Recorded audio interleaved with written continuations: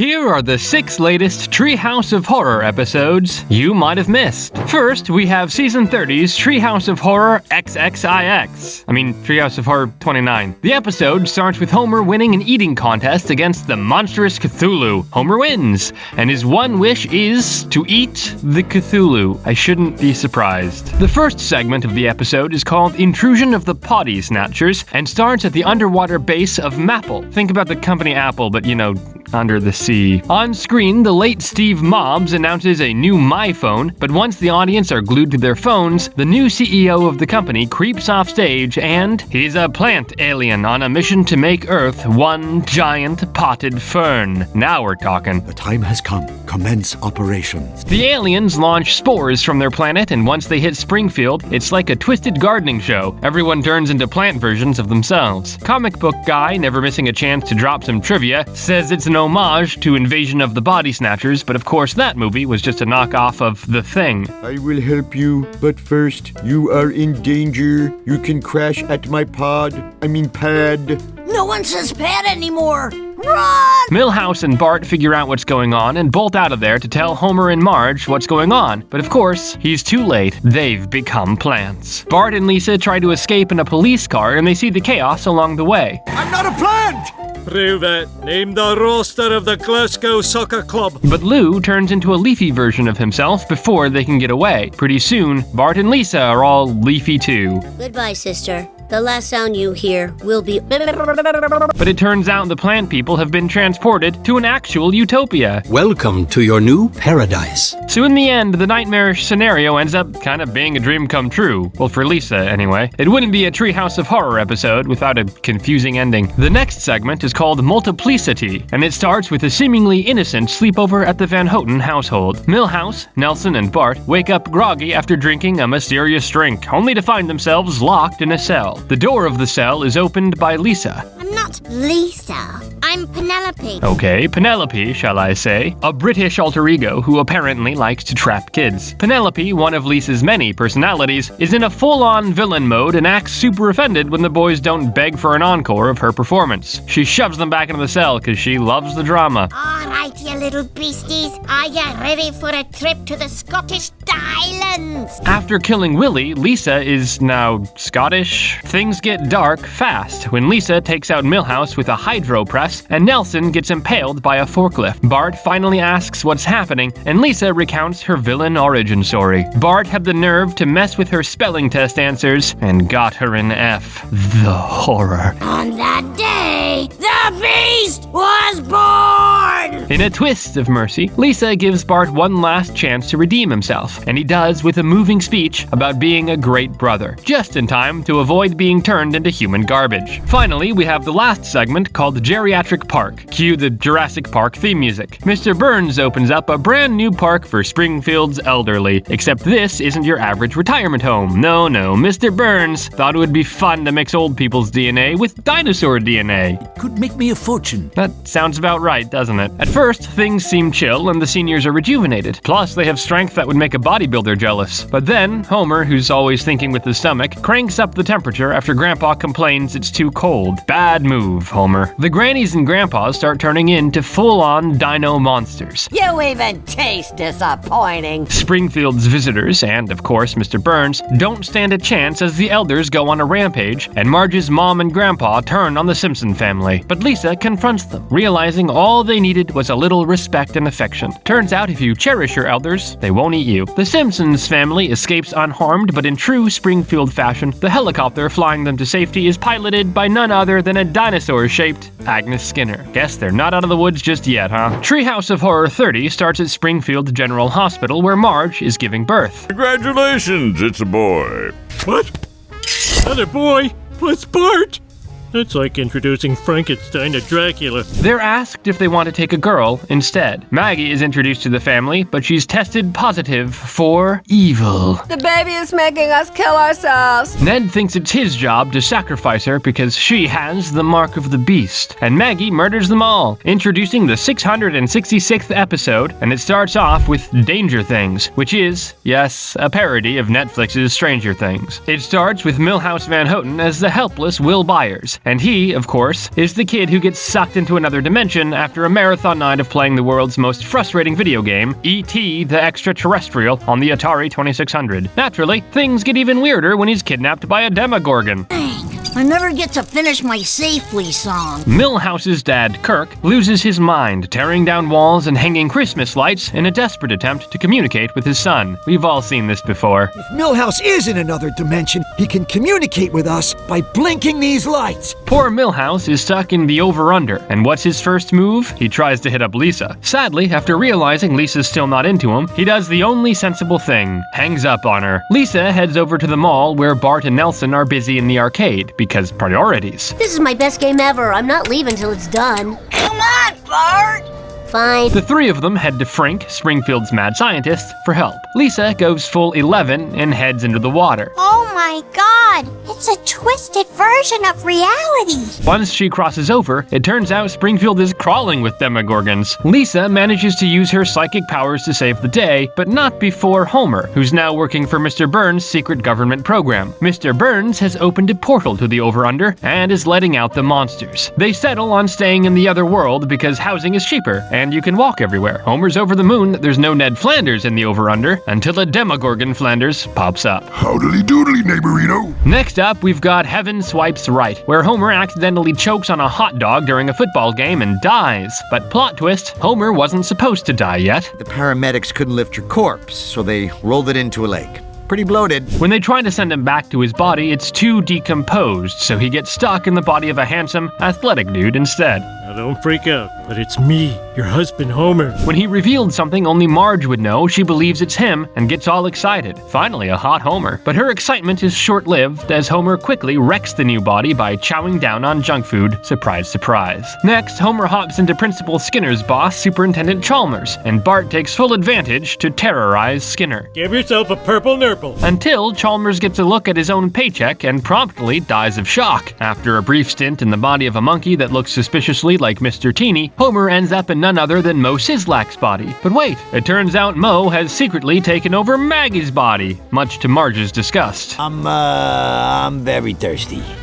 Ew. Finally, we've got When Harry Met Slimy, a crazy parody of Oscar-winning movie The Shape of Water starring Selma as Eliza, and Kang as, you guessed it, the Amphibian Man. You don't like what you see. Quite the contrary. Ah is our word for beautiful. In the least likely love story ever, Selma falls head over heels for Kang, an alien, and helps him escape Mr. Burns. She recruits Homer when she tells him she'll be going to a distant planet and he'll never see her again. The pair are chased up to the top of Mount Springfield by soldiers, where Selma is shot and killed. But no worries, Kang, now wielding the Infinity Gauntlet from the Marvel movies, wipes out the soldiers. He resurrects Selma and tells her he's pregnant. That's right, he's pregnant, because, you know, that's how things work in alien love stories. To make things even weirder, Patty shows up and falls in love with Kang's brother, Kodos. After this, the two couples embark on a bizarre honeymoon, where Patty and Selma promptly start nagging their new alien spouses. It's an intergalactic happily ever after. The first segment is called Toy Gory. You can see what this is going to be a parody of. And Bart is about to donate his old toys to charity, but in classic Bart fashion, he's gotta say goodbye first. Toys? Oh, they're done being the victims. The toys, not buying any of it,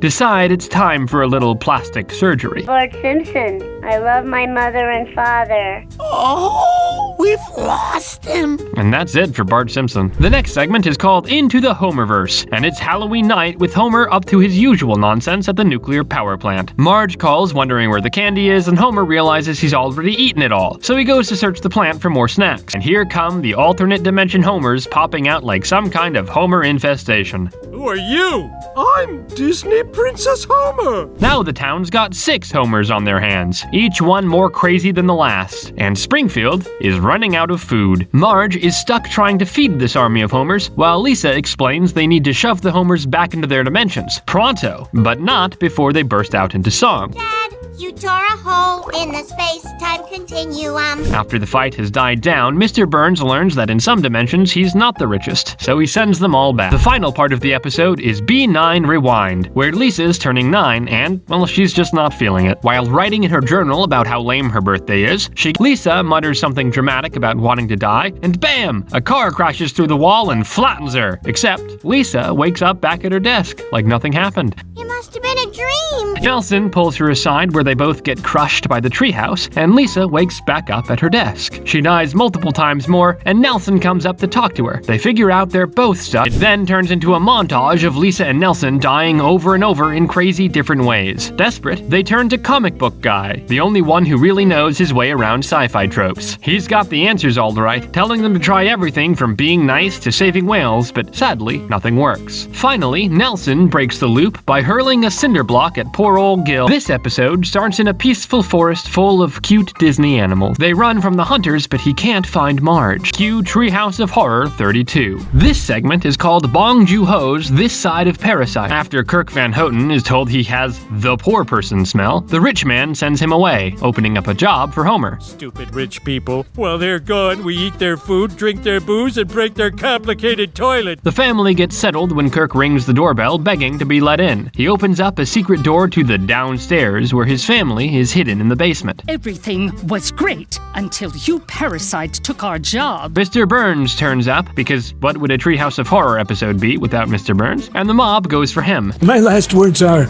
I'm too young and beautiful to die. Take a baby instead. The next morning, bodies everywhere, both inside and out, and Maggie slides down them like it's a playground. Moving right along, we have Treehouse of Horror 33, which gave us our first look at The Simpsons as anime characters. Yes, you heard that right. So, in the first entry, called The Pookadook, Marge is trying to do the good old bedtime routine, right? She's scanning the bookshelf for something nice and calm to read to Maggie, like a story about bunnies, or maybe an uplifting tale about how Homer still has a job. But no, Maggie's fixated on this creepy book called The Pookadook, a book Marge has zero memory of ever buying. Suspicious, right? But Maggie insists because, of course, babies don't pick the cozy bedtime story, they pick the one that looks like it'll summon ghosts. Marge gives in, starts reading, and guess what? She and Maggie are immediately freaked out, like totally freaked out. Marge slams the book shut, throws it away, and that should have been the end of it. But oh no, the universe has other plans. It's okay, sweetie. It's okay. That night, Maggie wakes up screaming, and Marge finds The Pookadook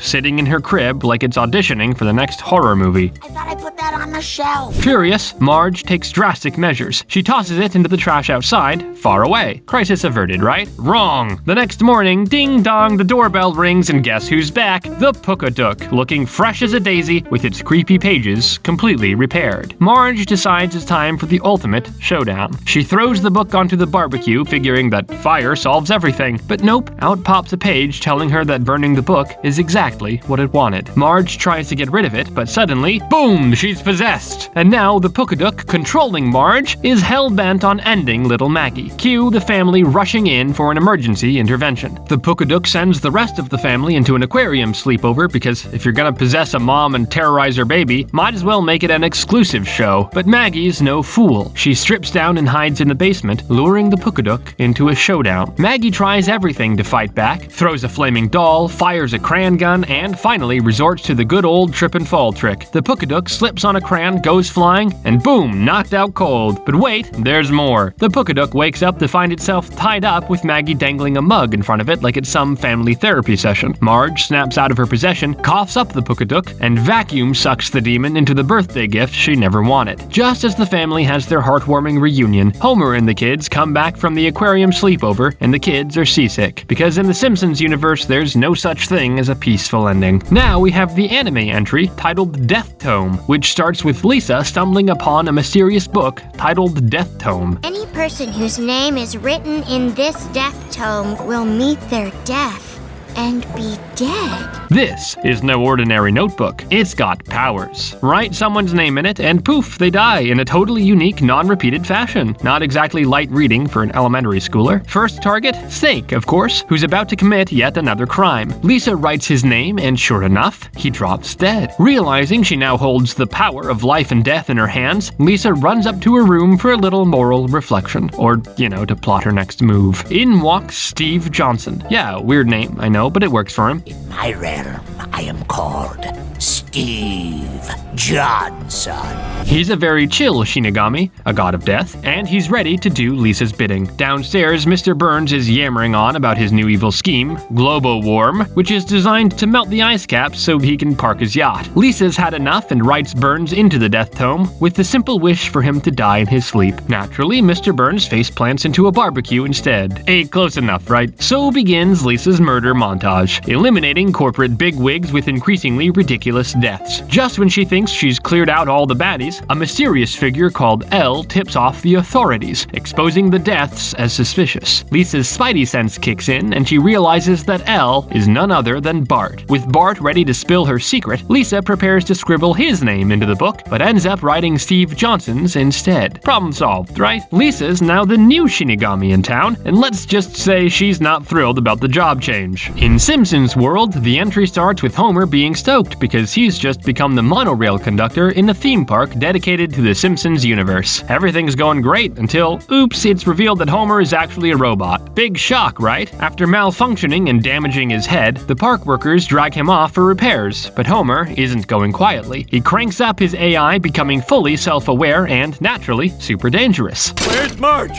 Where's my family? Homer breaks free, wakes up robot Lisa, and maxes out her self-awareness too, but she short-circuits a bit. The two of them, joined by the rest of the family, make a break for it through Springfield, dodging tourists who keep asking Homer to reenact the hedge meme. Homer's fed up, so when Bart shuts off human protection mode, Homer shoves the tourists into the hedge instead. Chaos, naturally, ensues. Ralph bots descend upon the family, and things get dicey when they run out of Simpsons-themed t-shirts to fend them off. Just when it looks like all hope is lost, Marge rolls up in the Canyonero, saving the day and smashing a Matt Groening statue on the way out. As they drive off into the sunset, the camera zooms out to reveal they're now in Bob's Burgers Land. Nice little crossover there for all the Fox fans. Finally, we have Treehouse of Horror 34, which is the latest entry in this long-running series and proved the Simpsons still have a few good tricks and treats to share. In the first story, Wild Barts Can't Be Token, Mayor Quimby drops a bombshell. The art museum is closed forever. And what's the grand plan for all that priceless art? NFTs, baby! That's right, Quimby is turning every last masterpiece into a digital token.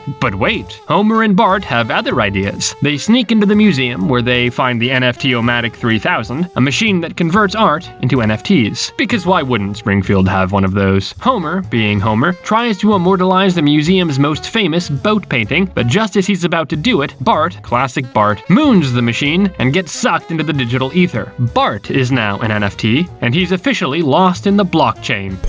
Technology! Homer freaks out when he discovers Bart's value, a whopping $1.5 million. Ain't that bad at all, right? And it's not the family reunion he envisioned. Bart's gone, and Homer's left screaming his lungs out, even louder when Marge gets involved. But instead of panicking, Marge decides the only way to save her son is by entering the blockchain herself. You know, just another day in the Simpson household. Cue Marge's journey on the block train, a high-speed, crypto-powered, Snowpiercer-style ride through a bleak, icy world. The train is fueled by a fear of missing out, and Marge is now valued at a whopping $8.02. She starts at the back of the train, the slums of NFTville, where she accidentally kills another low-life NFT, and she levels up the train. She's now in the room with the Cuddle Kittens NFTs. Adorable, yes, but lethal. Rescue Bart! I need to kill a bunch of you guys! Armed with nothing but her wits and her pearl necklace, Marge fights her way through the train cars, taking down NFTs left and right, leveling up along the way. In the real world, Homer and Lisa are tracking Marge's progress on their phones. Naturally, Milhouse's dad shows up, threatening to put Milhouse in the NFT machine, and in true Milhouse fashion, he gets turned into an NFT. But not just any NFT, he merges with Ralph to become Ralph House, a terrifyingly hilarious hybrid worth, well, not that much. Back on the block train, Marge finally reaches Bart, who's living like a blockchain king, literally. He's sitting on a throne ordering around ape NFTs like they're his personal butlers. Bart's fully embraced his NFT life and has no intention of leaving. But there's a twist. Mr. Burns wants to buy Bart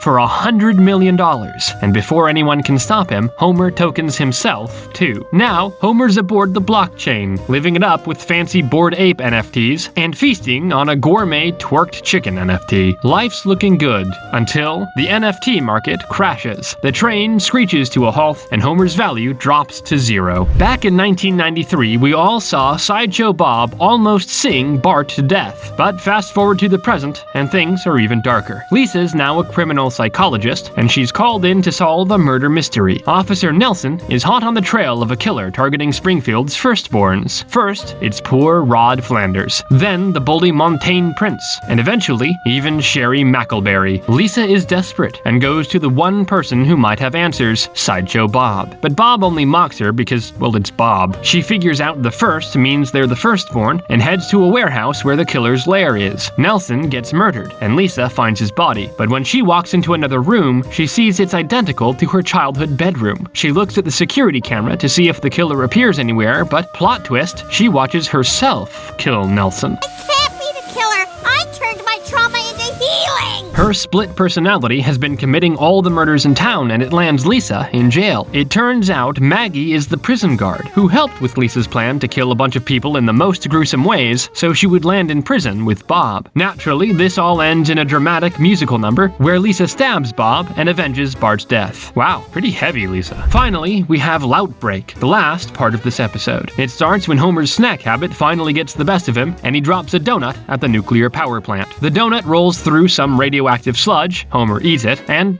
well, things get weird. Homer burps and Ned Flanders turns into Homer Flanders? Yep, Ned is now a clone of Homer, complete with a beer gut, bald head, and a sudden obsession with football. Why am I in church when football is on? Pretty soon, everyone in Springfield is Homer. Ned's burps spread the virus faster than you can say, "Doh!" As Homer watches his Homer army grow, he can't help but celebrate because he's living in his own paradise. But after Lisa and Bart team up with Frink to fix things, Homer uses a back scratcher to rip his hazmat suit. He is the next to join the Homers, and Springfield's future is now one big burping bald-headed party. But things get even worse because soon the virus is spreading across the entire globe, and the episode concludes with Homers all over planet Earth. In some ways it sounds better than how things are now, huh? And there you have it, the 6 latest Treehouse of Horror